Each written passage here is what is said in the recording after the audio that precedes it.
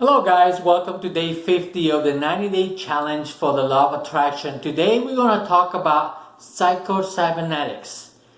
That was a book written by Maxwell Maltz back in 1969, maybe 1970. It's a book that talks about how the mind works in relation to certain objectives that you're trying to achieve. So let's get started. We're gonna, dive deep into this one. So put on your thinking hat and let's get started.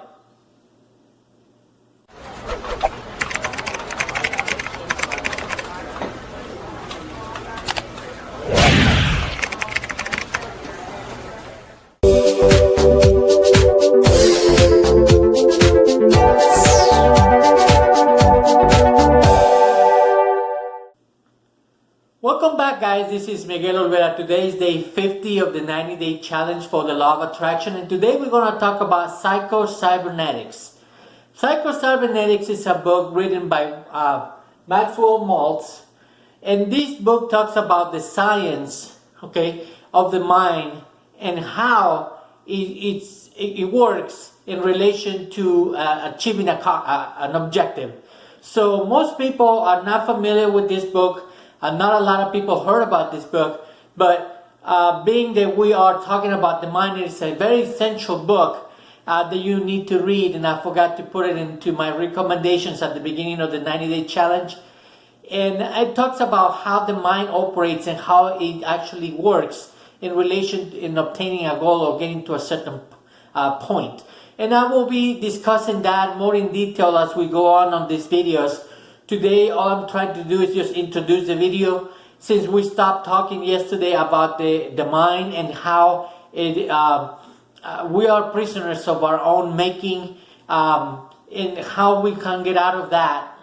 How can we actually get out of that negative poisoning or negative way of thinking or conditioning that we're trying to avoid, since we now want to accomplish something else. So the way to understand how the mind works and how to put it into reverse engineering when we want to actually accomplish something, it is important and imperative to know how the mind actually operates in relation to other things that I've been using as an example of what I've been using about different ways to illustrate how PsychoCybernetics work. But for today right now, and a brief synopsis of what the book is all about, I want to give you a quick excerpt out of one of the chapters that Maxwell Maltz actually wrote in his book. It's in one of the chapters it says that we act, we behave, and we feel according to what we consider our self-image to be, and we do not deviate from this pattern. Let me read this again so you guys can put it together with what we talked about yesterday and the day before yesterday. It says, we act, we behave, and we feel according to what we consider our self-image to be, and we do not deviate from this pattern. So a couple of days ago, we talked about the self-image and how we are prisoners of our own making or our own self-image, and how we became that person. The self-image that we carry, the person that we actually know that we are. We actually have two personalities, so to speak.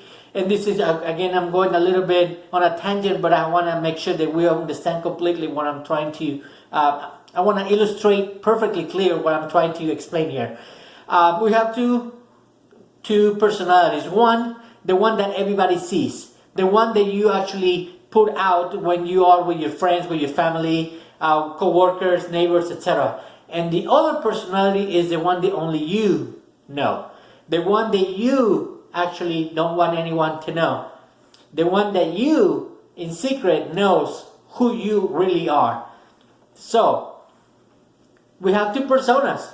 So therefore, we don't have to do any more acting. We don't have to do any more putting that second person in front of everybody and putting up this fake character, however you want to call it, in front of everybody. You want to make sure that you know who you really are and work from inside out, so you can accomplish any goal that you want working from the inside out, not letting the outside, determine how you should feel and then create this fake persona or this fake character or this fake person for you to actually communicate and put out these fake feelings and emotions. So once you know how to become or how to live from the inside out, you will be able to just be you and then move from there, and don't let anything outside bother you. But again, I'm going off on a tangent. I'm sorry, guys.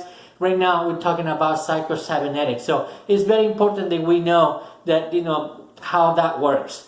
Psycho, part of the title, Psycho talks about the mind, and the other part, Cybernetics, talks about the science of control and communication in the animal and some machines.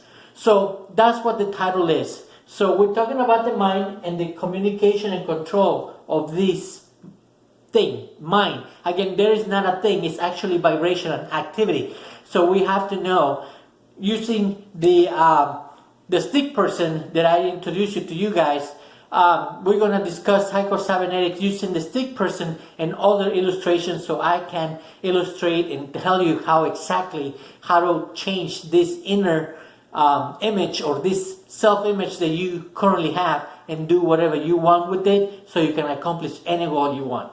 Okay, so today again, guys, was all about PsychoCybernetics, an introduction. Today is day 50.